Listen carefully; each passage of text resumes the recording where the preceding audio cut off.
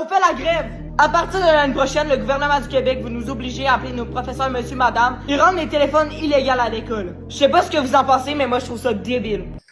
À première vue, certains vont peut-être esquisser un petit sourire moqueur, protester pour pouvoir garder son cellulaire. Vraiment, mais prenons un instant pour regarder autrement. En réponse à l'annonce du gouvernement qui veut interdire complètement les cellulaires dans les écoles, dans les classes, mais aussi sur les terrains, des jeunes ont lancé un appel à la grève. Dans les faits, il s'agit surtout d'un boycottage, rester chez soi pour exprimer son désaccord. Mais ce qu'on voit là, c'est une forme de mobilisation politique, un premier réflexe collectif face à une décision politique imposée d'en haut. Une jeunesse qui s'organise de manière imparfaite, certes, pour faire entendre son opinion. Pour beaucoup, c'est une première expérience de mobilisation, un premier réflexe collectif, un premier non assumé. Et ça, c'est loin d'être anodin. Même si la cause peut sembler secondaire à d'autres, et je suis le premier qui aimerait marcher à leur côté dans une manif pour l'environnement, sur la précarité ou la justice sociale, le geste, lui, est significatif. Il faut commencer quelque part, et parfois, c'est dans les petits enjeux du quotidien qu'on apprend à dire non. Bon, reste que côté mobilisation, revendication et construction d'argumentaire, il y a du travail à faire. Mais c'est pas tant important.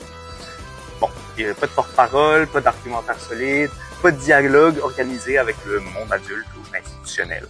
Ça peut sembler une réaction plus émotionnelle que stratégique. Et le risque, c'est que ce boycottage passe pour un prétexte à ne pas aller à l'école plutôt qu'un véritable geste politique. Mais voyons-y un premier pas de conscientisation, de refus de se faire imposer des choix d'en haut sans se questionner. Maintenant, j'en profite pour ajouter un petit quelque chose. Que le soit pour ou contre ce choix du gouvernement, il est indéniable pour moi que l'interdiction du cellulaire à elle seule n'est pas suffisante. Limiter l'usage du cellulaire à l'école, ça peut s'expliquer, ça peut se débattre. Mais une chose est claire, une telle mesure ne peut jamais être prise sans accompagnement pédagogique. Je parle ici d'une éducation aux usages numériques.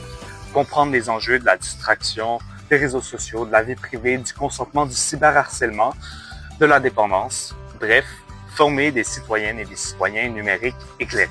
Interdire sans enseigner l'usage, c'est rater une occasion d'éducation citoyenne. C'est faire de la gestion, pas de la pédagogie.